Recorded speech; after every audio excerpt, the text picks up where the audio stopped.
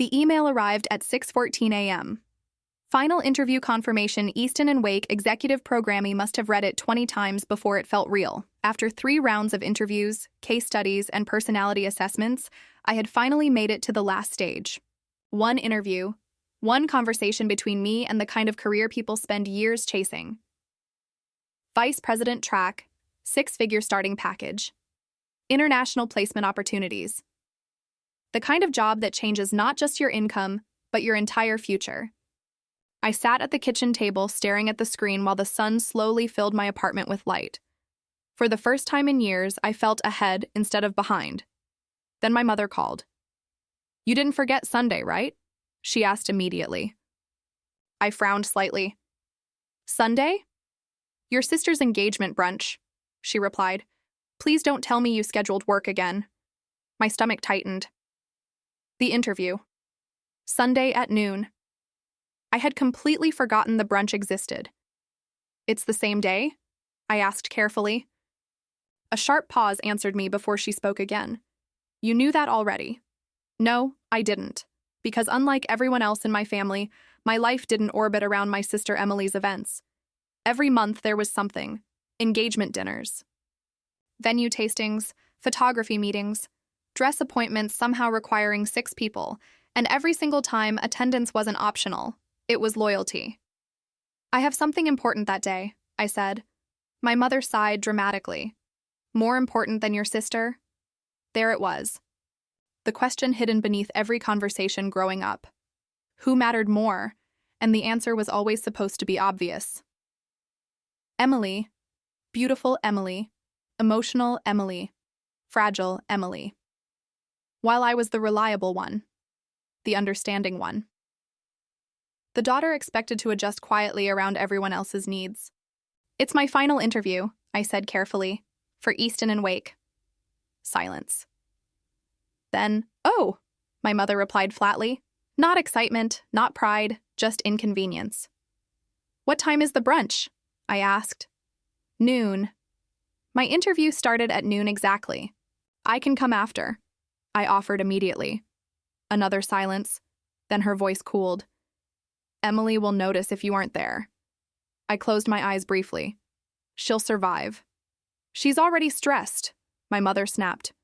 "Why would you add to that?" Because apparently my entire existence was measured against my sister's emotional comfort. "It's one brunch," I said. "This is my career. And she's your family." That sentence again. Always weaponized. Always one-directional. I rubbed my temples slowly. "I'll stop by afterward." "That's selfish," she replied instantly. I almost laughed. Not because it was funny, because it was predictable. Every boundary became selfishness the second it inconvenienced someone else. "I'm not missing this interview," I said firmly. A pause. Then her voice lowered slightly. "You really think some corporate job matters more than your sister's happiness?" I stared at the wall in front of me. And suddenly, I was 12 again. Missing a science competition because Emily had dance rehearsal. 16, giving up my bedroom because Emily wanted the larger one. 22, lending money I never got back because Emily was going through a hard time. Always adjusting, always understanding, always smaller. "No," I said quietly. My mother paused, then I continued. "I think my life matters too." Silence. Real silence this time. "Then, you've changed," she said coldly. "No," I replied. I stopped apologizing. I hung up before she could respond. For the first time in years, my hands weren't shaking afterward. Sunday morning arrived faster than expected. I spent 2 hours preparing for the interview. Notes, research, practice questions. Everything carefully organized.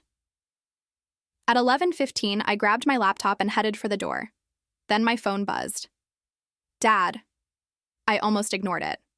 Almost. "Hello?" "Where are you?" he asked immediately, leaving for my interview. A sharp exhale. "Your mother said you were being difficult." There it was. Not concern about my interview. Damage control for Emily. "I'm going afterward," I said. "That's not enough." I closed my apartment door slowly. It has to be. No, he replied firmly. Family comes first. I leaned against the hallway wall. And I don't? A pause. Then, this isn't about you. The honesty of that sentence stunned me more than yelling would have. Not because it was cruel, because it was true. To them, it really wasn't about me. Not ever. I'm hanging up now, I said. You will regret embarrassing your sister. Click. The line disconnected. I stood there for a moment staring at my phone, then shook it off and headed downstairs. At 11:42, I arrived at the downtown office building where the interview was being held. Glass towers, polished marble lobby, everything intimidating in exactly the way success often is. I stepped toward the elevators and froze, because standing near reception was my sister. Emily smiled brightly the second she saw me. Relief flooded her face. There you are, she said happily. My stomach dropped instantly. What are you doing here? She blinked innocently. Mom said you were confused about brunch. Cold realization slid through me slowly. No way. I have an interview, I said carefully. Emily's smile faltered slightly. Today? You know it's today. I thought that was next week, she replied too quickly. My chest tightened, because suddenly I understood. This wasn't accidental. You told them the wrong date, I said quietly. What? You told Mom and Dad the wrong date. Her expression shifted. Barely, but enough. Why would I do that? She asked. Because she knew. She knew exactly what they would do if there was a conflict. They would choose her, every single time. You sabotaged me, I whispered. Her eyes widened immediately. Oh my God, stop being dramatic. The elevator dinged behind us. 57. 3 minutes. I stepped toward it fast. Emily grabbed my arm. Wait, she snapped softly. If you leave now, Mom's going to freak out. I stared down at her hand gripping me, then slowly back at her face, and for the first time in my life, I saw her clearly. Not spoiled, not emotional, strategic, because she had never needed to fight for attention. She only needed to make sure no one else got any. Let go, I said quietly. Her grip tightened slightly.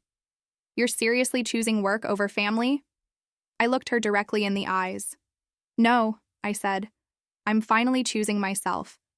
Then I pulled my arm free and walked into the elevator while my sister stood frozen outside the closing doors. That should have been the end of it. It wasn't. Because by the time I reached the interview floor, my phone had 23 missed calls, and downstairs, my parents were already demanding security send me back down. The receptionist looked uncomfortable when I approached the desk. Miss Carter? She asked carefully. I nodded. There are people downstairs asking for you. I know, I replied.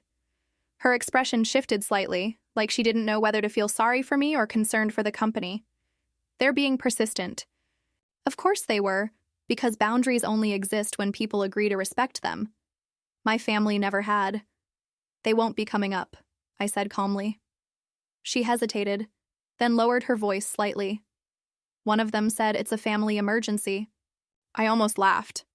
Not because it was funny, because manipulation always sounds dramatic when it's losing control. It's not, I said. She studied my face for a second, probably expecting panic, embarrassment. Something. Instead, I smiled politely. I'm here for my interview. That seemed to answer whatever question she had in her head. She nodded once and handed me a visitor badge. Conference room 12, she said. As I walked toward the elevators again, my phone buzzed nonstop in my hand. Mom, Dad, Emily, then Mom again. I silenced it completely, not because I wasn't anxious. I was, but not about the interview anymore. About what would happen if I finally stopped giving in. Conference room 12 overlooked the entire city. Glass walls. Long black table. Quiet power in every detail. 3 executives sat waiting when I entered. 1 woman, 2 men. All calm in the way successful people usually are. Professional, controlled. Nothing like the chaos downstairs. "Miss Carter," the woman said with a polite smile. "Please, sit." I thanked her and took the chair across from them. My heartbeat still hadn't settled fully, but strangely, the second the interview started, everything else disappeared, because this was mine. Not Emily's, not my parents'. Mine. For 90 minutes, we discussed strategy, leadership, crisis management, international markets. Questions that required thought instead of obedience. Opinions instead of compliance.